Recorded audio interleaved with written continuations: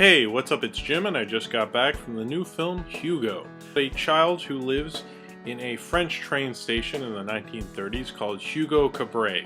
Hugo has been living there since his father died, and his father's brother, which I guess is his uncle, then takes him in, and his uncle runs all the clocks in this train station. His uncle basically just leaves, and he's just a drunk and kind of an asshole. Anyway, Hugo is left by himself to run the clocks, and everyone kind of just assumes that his uncle is doing it this whole time.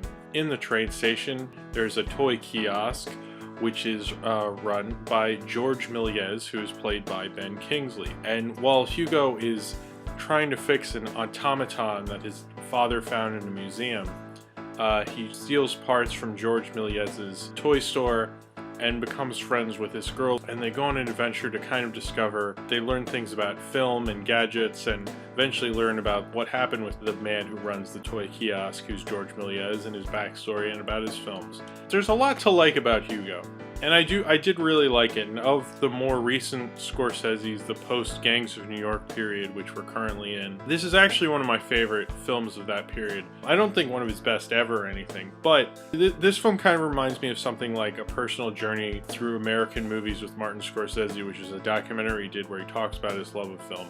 As many know, he was an asthmatic who had to stay indoors a lot and went to the movies a lot with his mom, and that's how he kind of got this love of film. This is a kind of personal film. You get this kid who's really interested in something. You know, in A Personal Journey Through American Movies with Martin Scorsese, he talks about how he would take film books out and from the New York Library and look over them constantly and rip out pages because he was so tempted because he wanted to see those images all the time.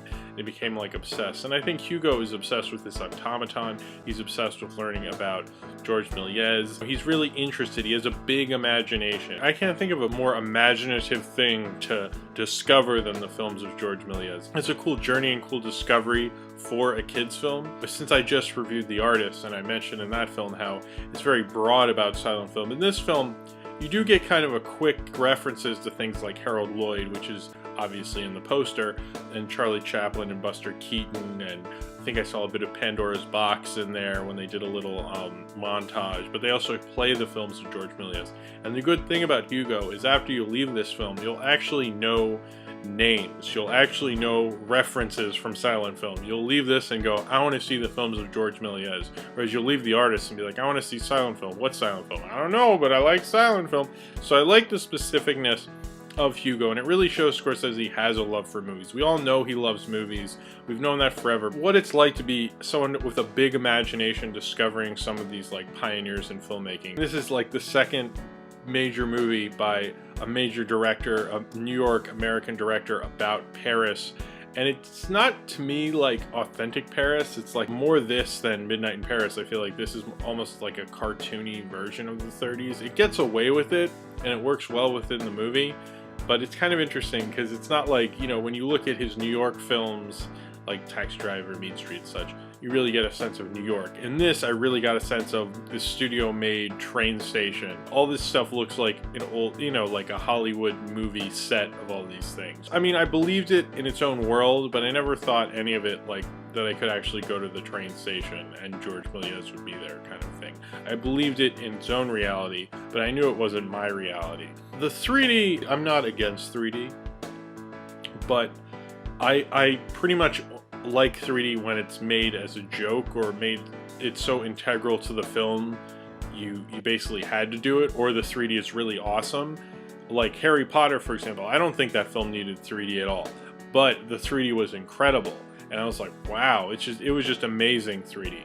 But then I look at Hugo and I don't understand why it was in 3D. Some of the stuff with George Méliès's films was interesting, but most of it, like, what was the purpose of this film being in 3D? It just felt kind of a total waste. Sacha Baron Cohen's character, he plays the station inspector. I kind of really dislike the kind of like the kid comic relief in kids movies. I thought he was far too goofy and silly. There were certain jokes I liked when he was on the phone with the guy who ran the orphanage. I kind of liked that joke.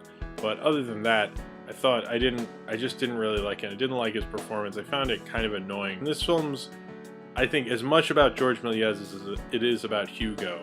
And I thought Ben Kingsley was a great choice to play him. He really embodied the fun, the enthusiasm, the energy that Milius had, and kind of how defeated he would be after, you know, his films were forgotten and he was left bankrupt to work in a toy store, and most of his films were destroyed so they could use it to break it down to make chemicals so they could make shoe heels.